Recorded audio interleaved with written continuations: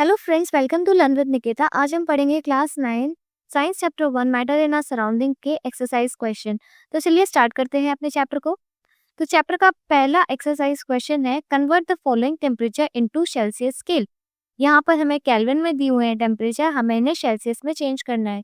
Celsius में change करने के लिए हमें इनमें से 273 माइनस करना होगा, तभी जाकर हमें टेम्परेचर सेल्सियस में मिलेगा। सबसे पहले 293 केल्विन में से 273 माइनस करेंगे तो हमें 20 डिग्री सेल्सियस मिलेगा। और उसी तरीके से जब हम 470 केल्विन में से 273 माइनस करेंगे तो हमें 197 सेल्सियस मिलेगा। तो ये इस क्वेश्चन का आंसर हो जाएगा। अब सेकंड क्वेश्चन देखते हैं, convert the following temperatures to the Kelvin scale.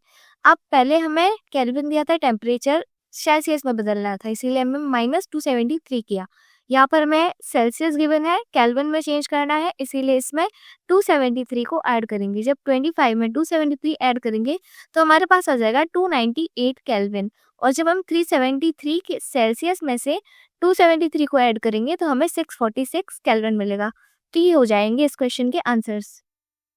तो चलिए अब क्वेश्चन नंबर 3 को देखते हैं, give reasons for the following observations. पहले हम पहले पार्ट को रीड करते हैं, naphthalene balls disappear with time without leaving any solid. तो नेप्थलीन बॉल्स टाइम के साथ ही सॉलिड को बिना छोड़े ही सब डिसअपियर हो जाती हैं, तो हमें इसका रीजन देना है। तो इसका रीजन हो जाएगा, naphthalene balls disappear with time without leaving any solid because naphthalene balls sublime and directly changes into vapour state without leaving any solid. यहाँ पर जो नेप्थलीन बॉल है, इनके पास एक एबिलिटी होती है जो कि होती है सब्लाइम करने की, यानी सॉलिड से डायरेक्ट गैस में चेंज होने की without changing into liquid state. तो ये इसका आंसर हो जाएगा। सेकंड पार्ट है, we can get the smell of perfume sitting several metres away. हमें कई मीटर दूर बैठ के भी परफ्यूम की स्मेल आ जाती है। ऐसा इसीलिए होता है क्योंकि डिफ्यूजन होता है।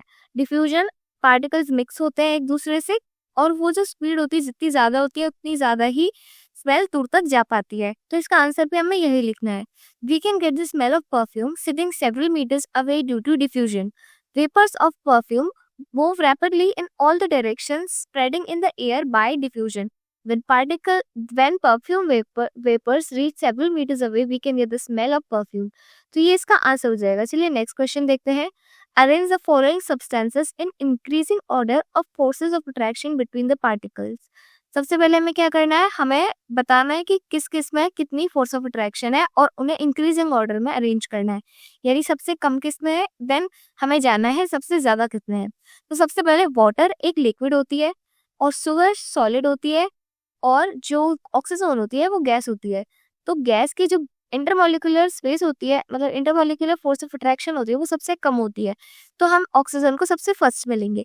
देन जो वाटर होता है वो लिक्विड होता है, इसकी जो इंटरमॉलिक्यूलर फोर्स ऑफ अट्रैक्शन होती है वो इंटरमीडिएट होती है, ना ही ज्यादा कम होती है और ना ही बहुत ज्यादा होती है, इसीलिए सेकेंड में आ जाएगा।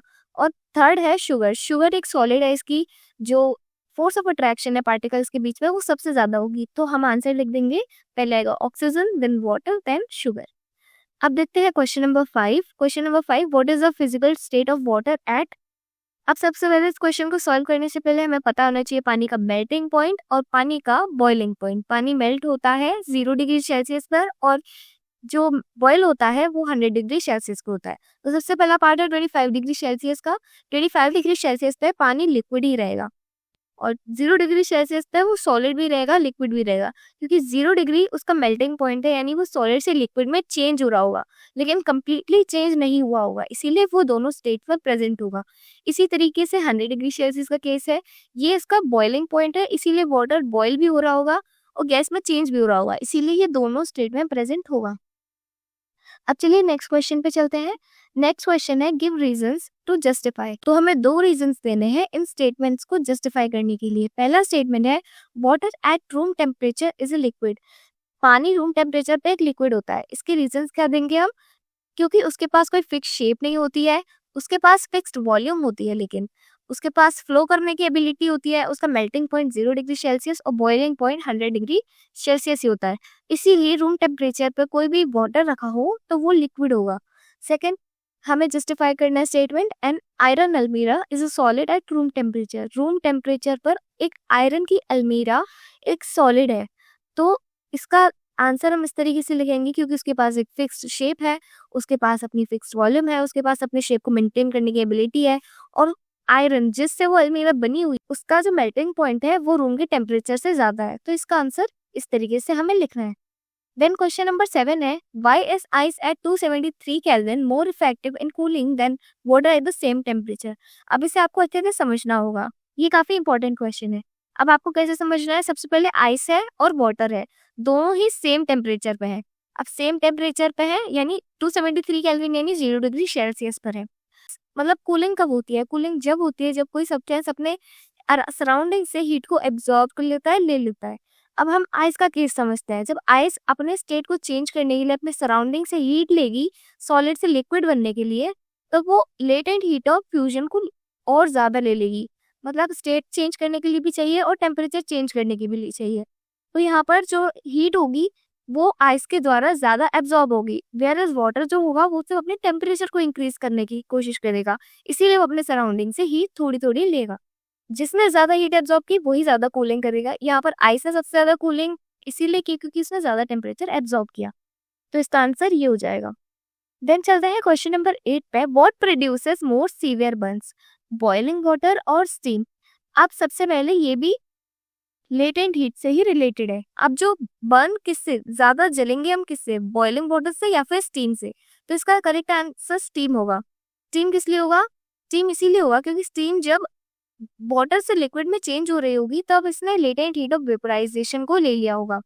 इसीलिए जब मतलब इसके पास रेगुलर हीट से भी ज्यादा लेटेंट हीट है, इसीलिए इसके पास ज्यादा हीट हो जाएगी। जब ये स्किन से टच होती है तो वो पहले कंडेंस हो जाती है और सारी हीट हमारी स्किन को ट्रांसफर कर देती है, वेयर जो वाटर होता है वो इतना गर्म नहीं होता है। तो इसका आंसर ये हो जाएगा। अब क्वेश्चन नंबर 9 देखते हैं। क्वेश्चन नंबर 9 में है A B C D E और एफ को हमें नेम करना है। सबसे पहले सॉलिड से लिक्विड यानी ए क्या होगा, मेल्टिंग या फ्यूजन। जब कोई सॉलिड लिक्विड में चेंज होता है इस प्रोसेस को हम मेल्टिंग कहते हैं। देन लिक्विड से जब गैस में कोई सब्सटेंस चेंज होता है तब उसे वेपोराइजेशन कहते हैं, यहाँ लिखा हुआ है। देन सी क्या है, गैस से लिक्विड। गैस से लिक्विड जब कोई चेंज होता है तब हम उसे कंडेंसेशन बोलते हैं।